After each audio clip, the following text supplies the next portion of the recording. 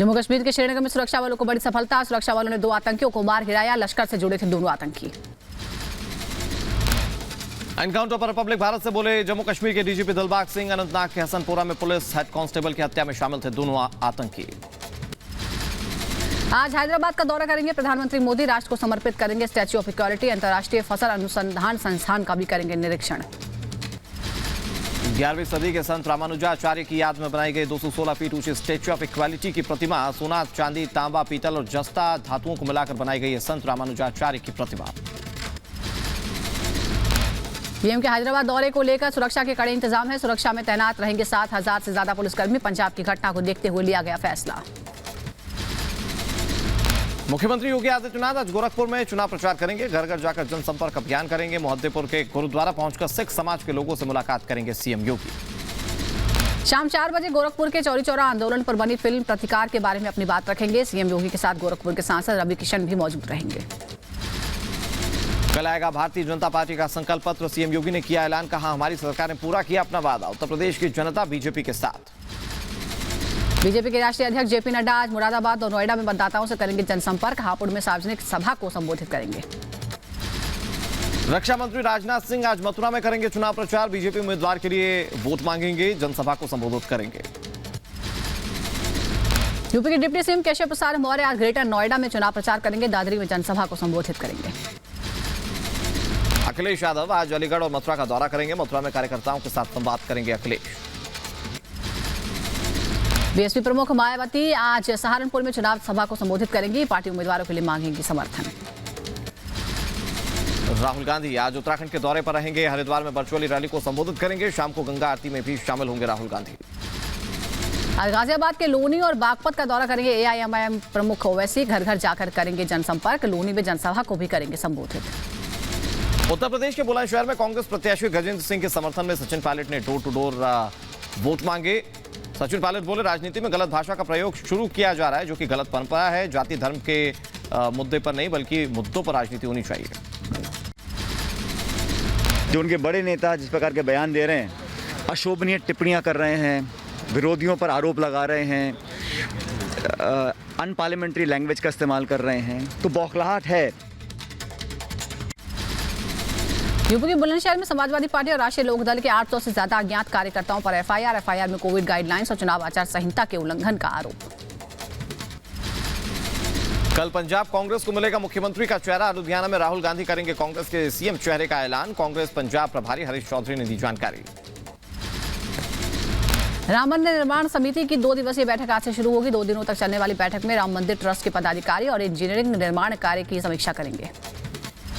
उत्तर प्रदेश के उन्नाव में भीषण सड़क हादसे से हड़कंप। सड़क हादसे में किनारे खड़ी पीवीआर गाड़ी का पर ट्रक पलट गया, जहां हादसे में 3 सिपाहियों की मौत, एक गंभीर रूप से घायल हो गया।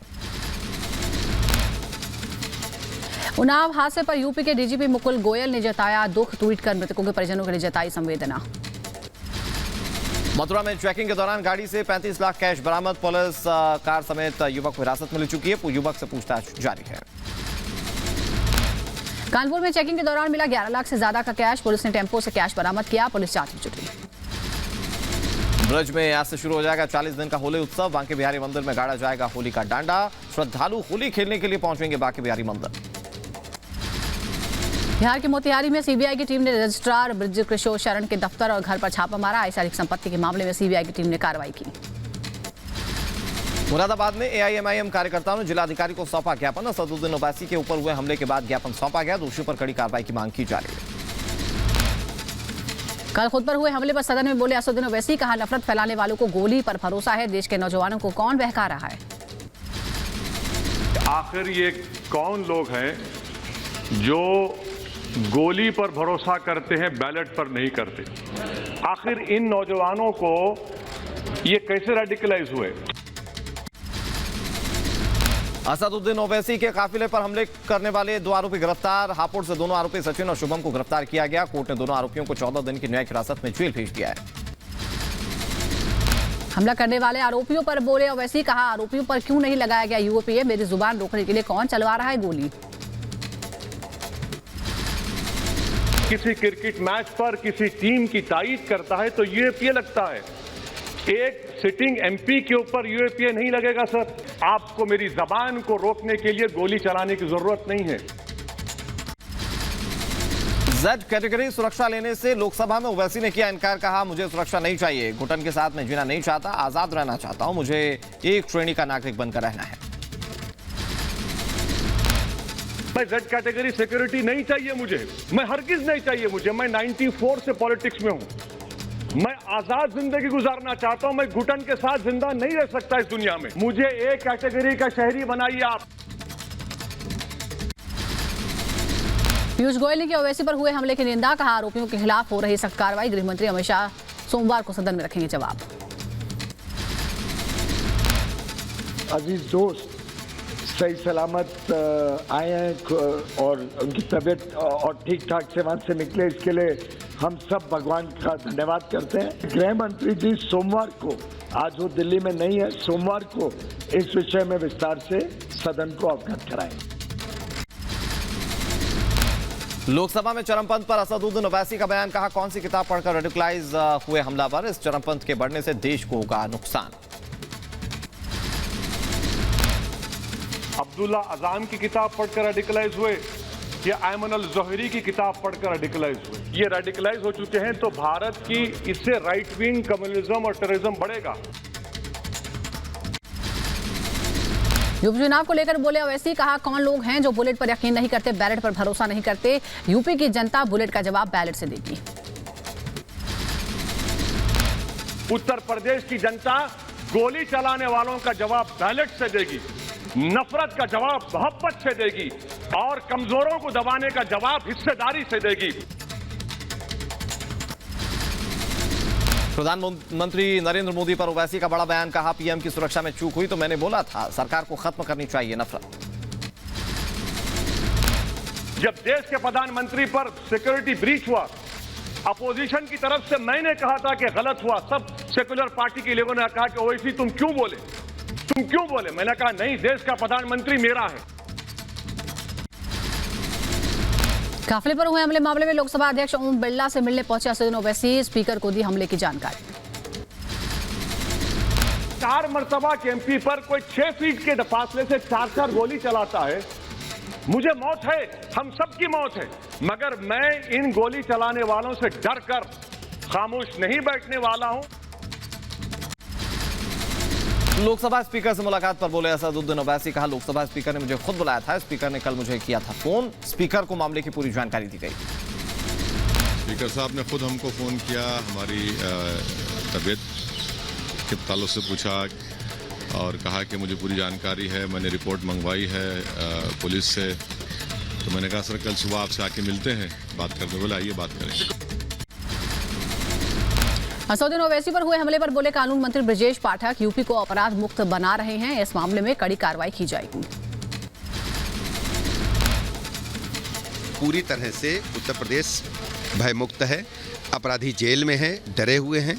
आपसी वैमनस्यता का कारण जो घटनाएं घटी हैं, हमने किसी को बख्शा नहीं। इस मामले में भी हम इतनी कड़ी कार्रवाई करेंगे, लोगों को याद रहेगा कि ओवैसी पर हमला हुआ था तो उन लोगों को क्या सजा मिली थी। अखिलेश यादव ने असदुद्दीन ओवैसी पर हुए हमले की निंदा की, कहा लोकतंत्र में हिंसा की कोई जगह नहीं होनी चाहिए। यूपी के मुरादाबाद में एआईएमआईएम कार्यकर्ताओं ने जिलाधिकारी को सौंपा ज्ञापन, असदुद्दीन ओवैसी पर हमले के बाद कार्यकर्ताओं में आक्रोश है। अपने गढ़ गोरखपुर से मुख्यमंत्री योगी आदित्यनाथ ने दाखिल किया नामांकन, चुनाव के 6वें चरण में पूर्वांचल में छिड़ेगा सियासी संग्राम। योगी के नामांकन के दौरान गृह मंत्री अमित शाह, केंद्रीय मंत्री धर्मेंद्र प्रधान और बीजेपी प्रदेश अध्यक्ष स्वतंत्र देव सिंह भी मौजूद रहे। गृह मंत्री अमित शाह ने मुख्यमंत्री योगी आदित्यनाथ को नामांकन प्रक्रिया पूरे होने पर बधाई दी। योगी ने शाह का अभिवादन स्वीकार किया। गोरखपुर में गरजे सीएम योगी, कहा बीजेपी ने कश्मीर से धारा 370 खत्म की, 500 साल बाद राम मंदिर का सपना पूरा किया।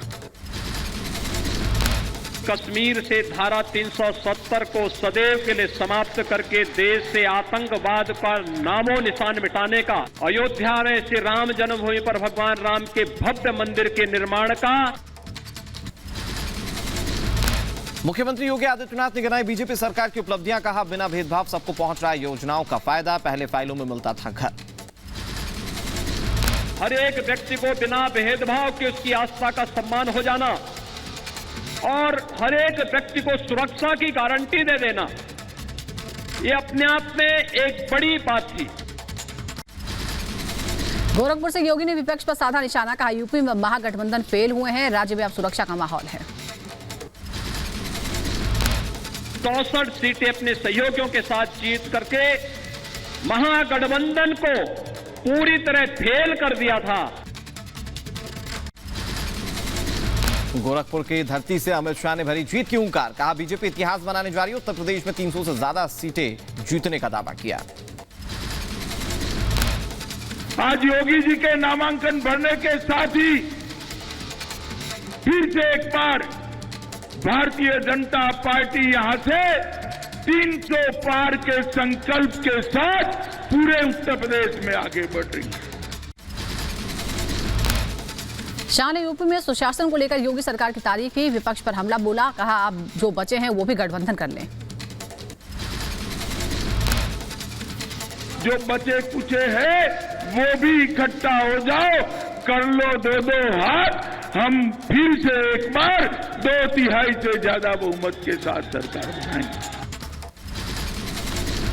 उत्तर प्रदेश से माफिया और गुंडों के सफाए पर बोले अमित शाह, गुंडों से उत्तर प्रदेश से गुंडों का सफाया और पलायन हो रहा है। अब उत्तर प्रदेश में कानून का राज है, माफिया जेल में या फिर उत्तर प्रदेश से बाहर है। योगी आदित्यनाथ ने उत्तर प्रदेश को माफियाओं से मुक्त कराने का काम किया। विधानसभा चुनाव के लिए नामांकन दाखिल करने से पहले गोरखनाथ मंदिर में सीएम योगी आदित्यनाथ ने पूजा अर्चना की। प्रधानमंत्री नरेंद्र मोदी ने समाजवादी पार्टी पर बोला हमला, कहा सपा सोते सोते सपने देखती है लेकिन बीजेपी सरकार काम करती है।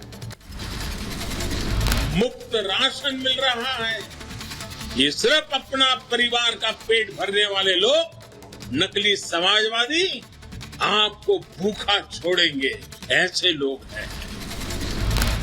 पीएम मोदी की वर्चुअल रैली से पहले सीएम योगी का समाजवादी पार्टी पर हमला, कहा पहले चाचा भतीजा वसूली करते थे, पूरा सैफई खानदान वसूली करता था। उस समय क्या नहीं होता था, भाई भतीजावाद होता था, पैसे का लेन देन होता था, हर प्रकार से उन सभी प्रकार की बुराइयों का वहां पर बोलबाला होता। कोई भर्ती निकलती थी, पूरा सिपाही खानदान वसूली में निकल पड़ता था।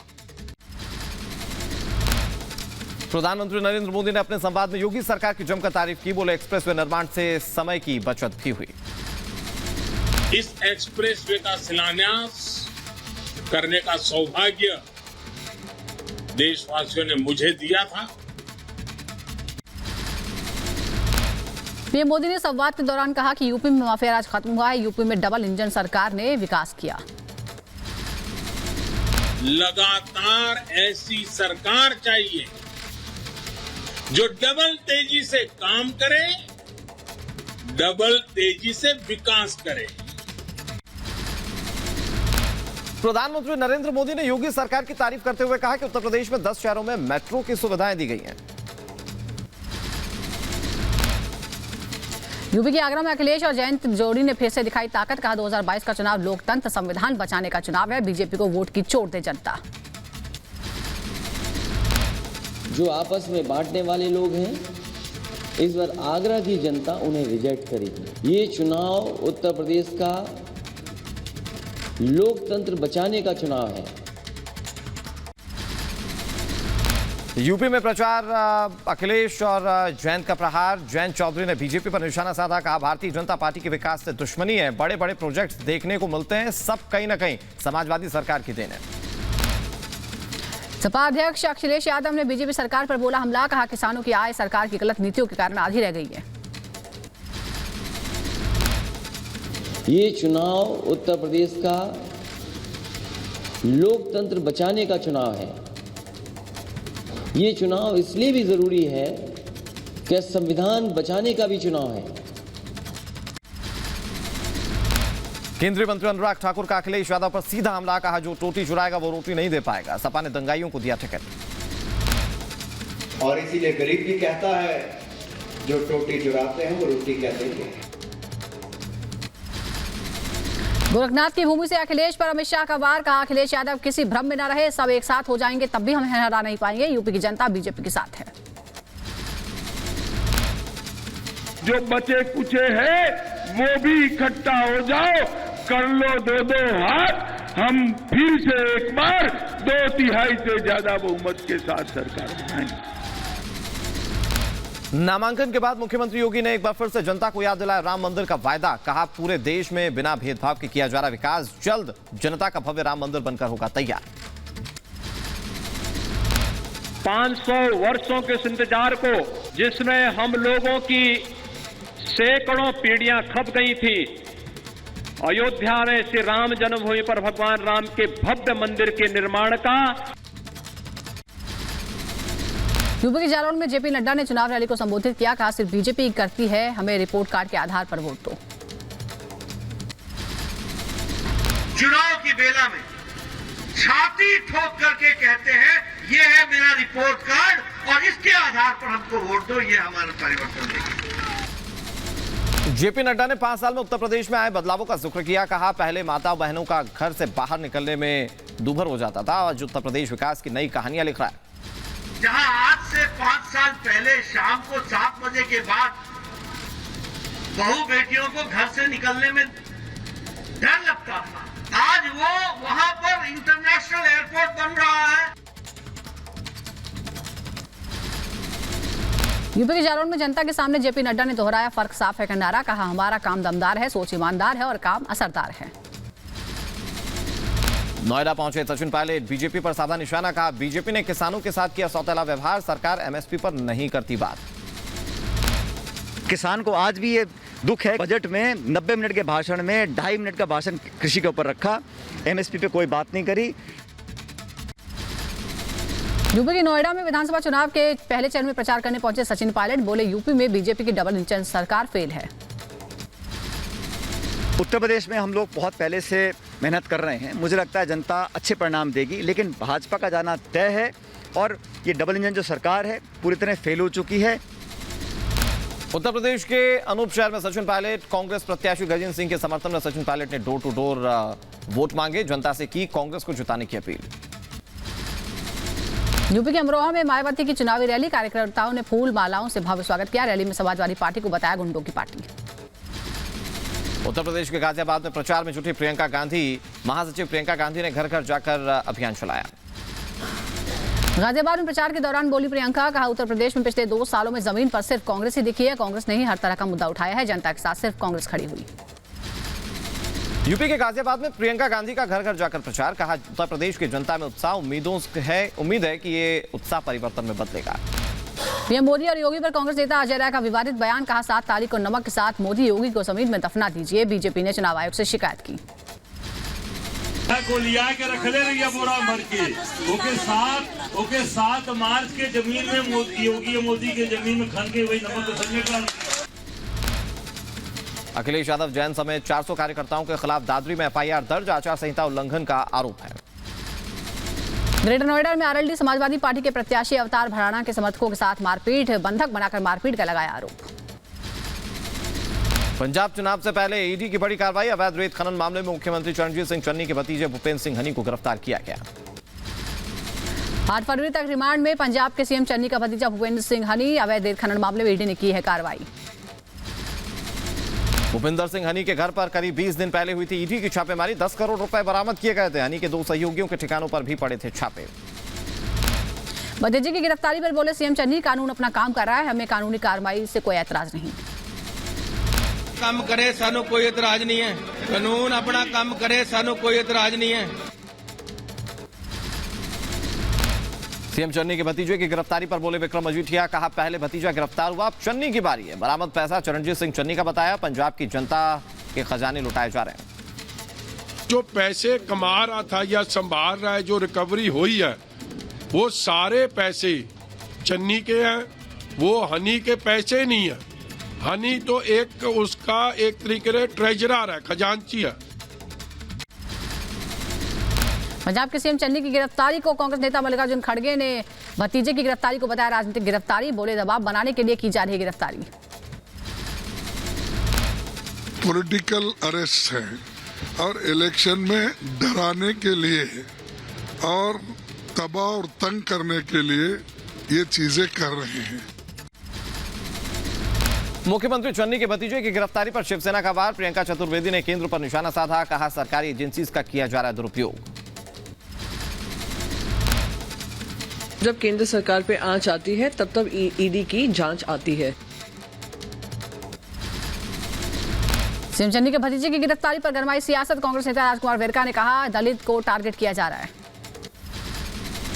से पैसा इकट्ठा करके एक जगह इकट्ठा करके दिखा रहे हो, इसका मतलब ये है कि आपने बदलाखोरी की भावना से ये कार्रवाई की है। अरविंद केजरीवाल का पंजाब के सीएम चन्नी पर हमला। कहा लोगों को भ्रष्टाचार में 4 से 5 लगते हैं और उन्होंने 111 दिन में ही इतना बड़ा भ्रष्टाचार कर दिया।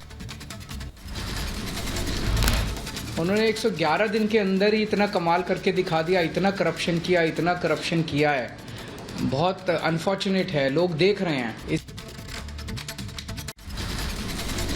नवजोत सिंह सिद्धू की लोगों से अपील। कहा नया पंजाब बनाना है तो मजबूत मुख्यमंत्री चुनना होगा। ऊपर बैठे लोग उनकी धुन पर नाचने वाला कमजोर सीएम चाहते हैं। कुछ नहीं चाहते महाराज, ऊपर वाले तो चाहते कोई कमजोर या मुख्यमंत्री होवे जड़ा इन्हां दी ताल दे उत्ते नचे था तैया फिर उत्तों कहण नाच मेरी बोल के पैसा मिलेगा। पठानकोट में बोले रक्षा मंत्री राजनाथ सिंह। कहा विभाजन के समय नहीं रखा गया था ध्यान, न भारत की तरफ होना चाहिए था करतारपुर साहिब। हमारी सरकार ने हटाया धारा 370।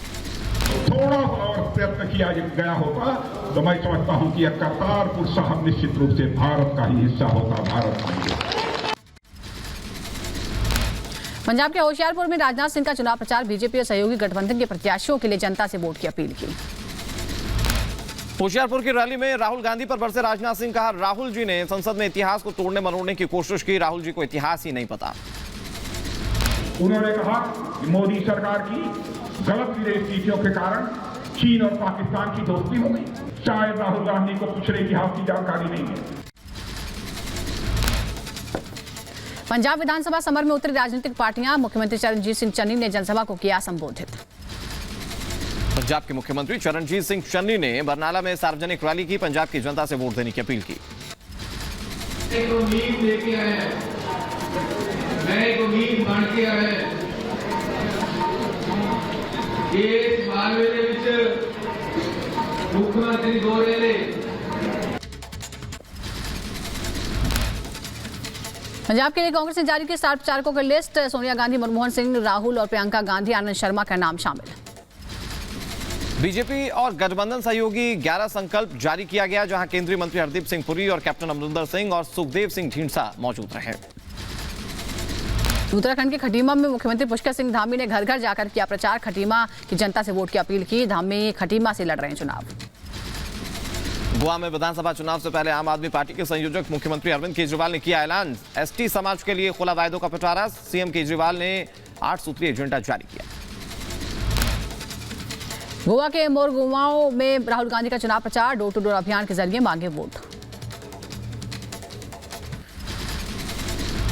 गोवा विधानसभा चुनाव के लिए एनसीपी ने किया 13 उम्मीदवारों का ऐलान। पणजी सीट से उत्पल पर्रिकर के खिलाफ एनसीपी ने नहीं उतारा प्रत्याशी।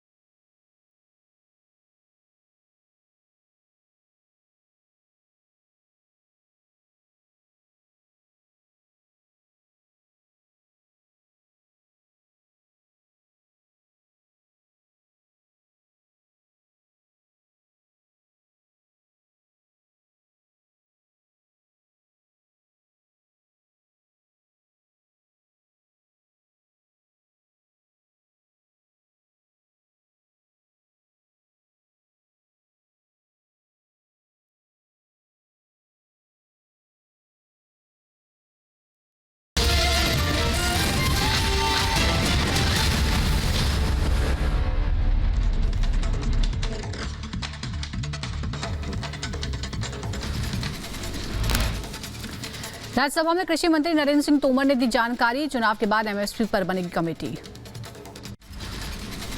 एमएसपी को प्रभावी और पारदर्शी बनाने का मामला हो, इस पर एक समिति बनाने की घोषणा की है, जिसमें किसान भी होंगे, अर्थशास्त्री भी होंगे।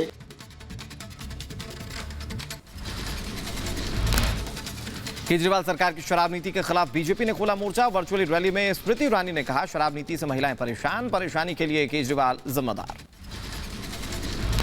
महिला दिन भर नौकरी करे, शाम को घर लौटे तो चैन से इज्जत के साथ अपनी दहलीज के अंदर जा भी नहीं सकती, उसका इंतजाम किया है केजरीवाल की सरकार ने। केंद्रीय मंत्री स्मृति ईरानी ने केजरीवाल पर बोला हमला। कहा, हम शिक्षा का सामान देते हैं और केजरीवाल हिंसा का औजार थमाते हैं। हम शिक्षा का सामान देते हैं, वो हिंसा का औजार थमाते हैं। केंद्रीय मंत्री मुख्तार अब्बास नकवी ने विपक्ष पर साधा निशाना। कहा, मोदी युग में भ्रष्टाचार की कोई गुंजाइश नहीं, बीजेपी सरकार में कोई भ्रष्टाचारी बच नहीं पाएगा। कट, कमीशन, करप्शन की मोदी युग में कोई गुंजाइश नहीं है। ये बात वो सब लोग भी जानते हैं जो कि कट, कमीशन, करप्शन के किंग रहे हैं। आंध्र प्रदेश का जिन्ना टावर तिरंगे में रंगने के बाद अब बीजेपी ने जिन्ना टावर का नाम बदलने की मांग की। अब्दुल कलाम के नाम पर टावर का नाम रखने के लिए डीएम को सौंपा ज्ञापन। मालेगांव धमाके मामले में महाराष्ट्र सरकार के मंत्री का बयान। कहा, जिस तरह से गवाहों का विरोध किया जा रहा है, यह सरकारी वकील की जिम्मेदारी है। 17वां गवाह अपने बयान से मुकरा है। गवाह हॉस्टाइल हो रहे हैं, पब्लिक प्रोसिक्यूशन की जिम्मेदारी है कि उन्हें ढंग से क्रॉस एग्जामिन करे, सच क्या है उनसे न्यायालय के सामने लाए। यूपी में चुनाव प्रचार के कार्यक्रम के दौरान राजस्थान बीजेपी अध्यक्ष सतीश पूनिया ने खाई कसम। कहा, राजस्थान में बीजेपी की सरकार बनने तक नहीं खाऊंगा रात का खाना, ना ही पहनूंगा साफा, जब तक राजस्थान में नहीं बनती बीजेपी की सरकार। भारतीय जनता पार्टी की सरकार को प्रचंड बहुमत से नहीं बना दे, तब तक माला नहीं पहनूंगा, साफा नहीं पहनूंगा और शाम का भोजन नहीं करूंगा। सतीश पूनिया के बयान पर सचिन पायलट ने ली चुटकी। कहा, लंबे वक्त से भूखे हैं सतीश पूनिया। 2023 में राजस्थान से कांग्रेस को बना दूंगा, जब तक माला नहीं पहनूंगा रात में खाना नहीं खाऊंगा। इसमें क्या कहना है? तो बहुत लंबे समय तक भूखे रहेंगे, मैं ये कह सकता हूँ। बीजिंग शीतकालीन ओलंपिक के खिलाफ तिब्बतीय यूथ कांग्रेस का प्रदर्शन। 3 मूर्ति मार्ग चौक पर दिया धरना। विकास पाठक और हिंदुस्तानी भाव को एक दिन की पुलिस हिरासत में भेजा गया। बांद्रा मेट्रोपॉलिटन मजिस्ट्रेट कोर्ट में हुई सुनवाई।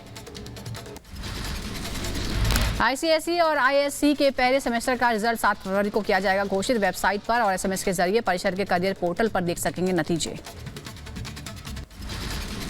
केंद्रीय स्वास्थ्य मंत्रालय ने 6 से 8 हफ्ते के लिए स्थगित की नीट पीजी की परीक्षा। 2021 की नीट पीजी काउंसलिंग के चलते रोकी गई परीक्षा 12 मार्च तक तय थी तारीख। गुजरात के गांधीनगर में 10 से 13 मार्च तक 12वें डिफेंस एक्सपो का आयोजन होगा। डिफेंस एक्सपो में दिखेगी भारत के आत्मनिर्भर रक्षा शक्ति की झलक।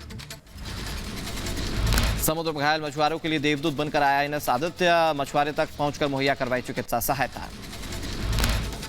यूपी के रामपुर में तेज रफ्तार गाड़ी पलटने से 5 लोगों की मौत हो गई। एक घायल अस्पताल में जारी है इलाज। हरियाणा के पानीपत में दर्दनाक सड़क हादसा। बेटी के अंतिम संस्कार में जा रहे एक परिवार के 4 लोगों की मौत हो गई।